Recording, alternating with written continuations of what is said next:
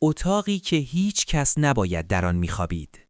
این داستان واقعیه و اتفاقاتی که میشنوی بر اساس روایت‌های ثبت شده از یک مسافرخانه قدیمی نقل شده.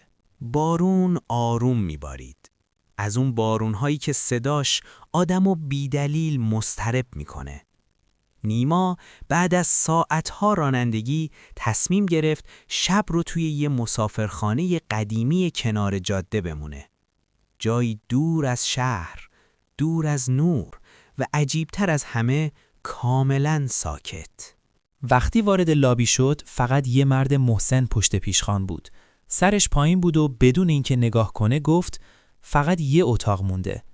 نیما هسته تر از اون بود که سوال بپرسه. کلید رو گرفت. شماره اتاق 312. اهر و تاریک بود.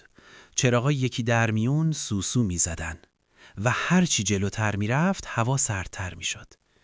جلوی اتاق 312 که ایستاد احساس کرد یکی از اون سمت در داره بهش نگاه میکنه. در رو باز کرد. اتاق معمولی به نظر می رسید. ولی یه چیزی درست نبود. آینه ترک داشت. بوی نم توی هوا پیچیده بود و ساعت دیواری روی 3:12 ایستاده بود. نیما با خودش گفت حتما خرابه. نیمه شب یه صدا بیدارش کرد. نه صدا از بیرون بلکه از داخل اتاق.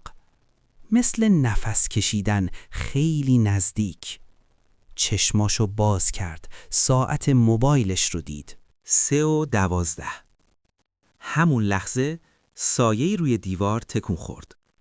نیما خشکش زد. خواست بلند شه. نتونست. احساس می‌کردی یکی پشت سرشه. خیلی نزدیک. یه صدا آروم توی گوشش گفت تو هم اومدی؟ اتاق 312 هنوز وجود داره ولی هیچ وقت توی لیست رزرو دیده نمیشه. و اگه یه شب مجبور شدی توی مسافرخانه قدیمی بخوابی و بهت گفتن فقط یه اتاق مونده، قبل از گرفتن کلید شماره‌شو بپرس.